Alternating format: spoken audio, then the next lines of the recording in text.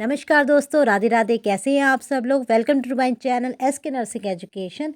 आज हम क्वेश्चंस आपको लिए लेकर आई हूँ। बहुत इंपॉर्टेंट क्वेश्चंस है, बार बार एग्जाम्स में आते हैं, इसलिए वीडियो को अंत तक देखें। चैनल को लाइक एंड सब्सक्राइब करना ना भूलें।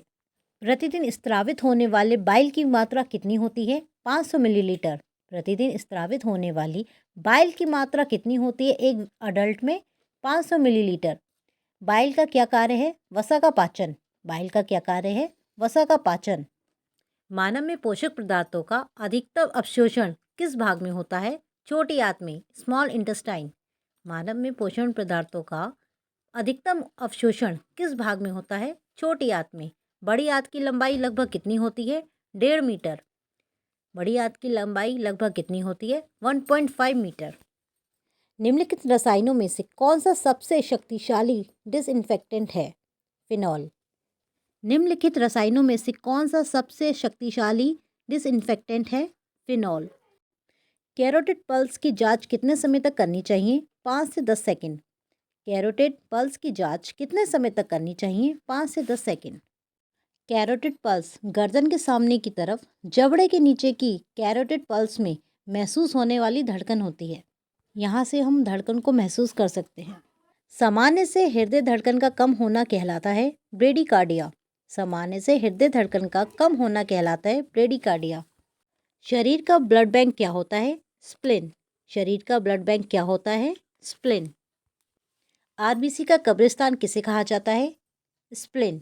आरबीसी का कब्रिस्तान किसे कहा जाता है? स्प्लीन। मनुष्य में आरबीसी का जीवन काल कितना होता है? 90 से 120 दिन। मनुष्य में आरबीसी का जीवन काल कितना होता है? 90 से 120 दिन। नवजात के लिए प्रयुक्त इंट्रावीनस कैनुला का साइज कितना होता है? 24। नवजात के लिए प्रयुक्त इंट्रावीनस कैनुला का साइज कितना होता है? 24। MEQ/लीटर में सामान्य सीरम पोटेशियम का स्तर कितना होता है? 3.5 से लेके 5 तक।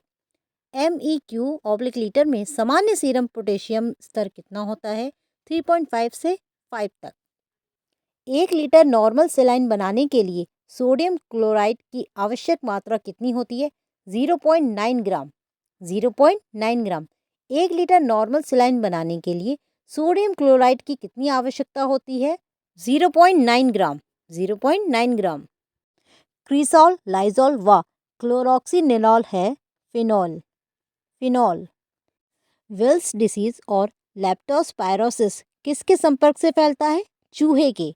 विल्स डिसीज और लेप्टोस्पायरोसिस किसके संपर्क से फैलता है? चूहे के। पानी की स्थायी कठोरता को धोने का सोडा मिलाकर दूर किया जा सकता है। पानी की स्थायी कठोरता को धोने का सोडा मिलाकर दूर किया जा सकता है। ब्लॉक लेवल पर जनसंख्या कितनी होती है? 100 गांव व 1 लाख जनसंख्या। ब्लॉक लेवल पर कितनी जनसंख्या होती है? 100 गांव व 1 लाख जनसंख्या। HIV संक्रमण एड्स की अवस्था के निर्धारण के लिए कौन सी प्रयोगशाला जांच की जाती है? CD4 HIV load. HIV संक्रमण एड्स की अवस्था के निर्धारण के लिए कौन सी जांच की जाती है?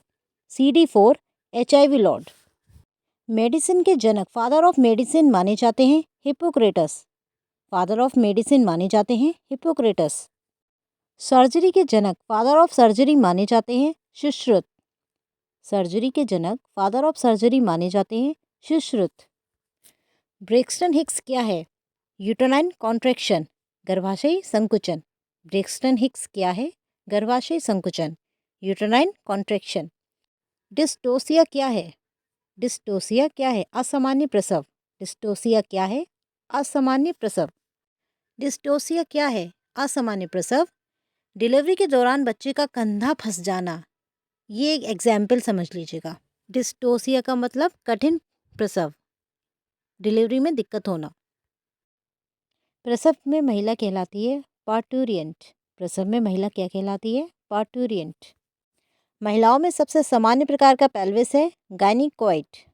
महिलाओं में सबसे सामान्य प्रकार का पेल्विस है गायनिकोइड।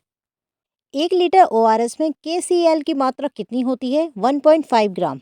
1 लीटर ORS में पोटेशियम क्लोराइड की कितनी मात्रा होती है? 1.5 ग्राम। 1 लीटर ORS में शुगर की कितनी मात्रा होती है? 13.5 ग्राम। 1 लीटर ORS में शुगर की कितनी मात्रा होती है? 13.5 ग्राम। किस एज में बच्चा सीढ़ियाँ चढ़ना प्रारंभ कर देता है? 24 महीने। किस एज में बच्चा सीढ़ियाँ चढ़ना प्रारंभ कर देता है? 24 महीने। डिप्थीरिया सामान्यतः किस एज के बच्चों में ज़्यादा पाया जाता है? 1 से 5 वर्ष। डिप्थीरिया सामान्यतः किस एज के बच्चों में ज़्यादा पाया जाता है? 1 से 5 वर्ष।